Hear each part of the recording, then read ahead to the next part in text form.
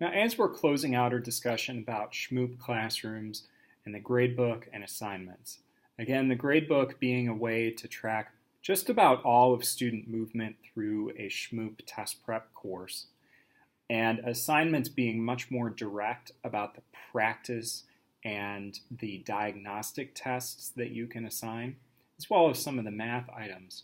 It's important to also remember that any of the other things that you see in Shmoop, you can easily create an assignment in Schoology and individually assign those tasks to students. So just keep in mind that you still have this option at the bottom here to individually assign anything in the Schoology assignment. So I could, for example, assign this just to one student or to a group of students as I see fit. So differentiation doesn't have to just happen in Shmoop. If you feel like you can make a hybrid of Shmoop activities that are created as assignment in Schoology, and then create another simultaneous assignment for other students. Perhaps you have a paper-based practice that you want them to do in class.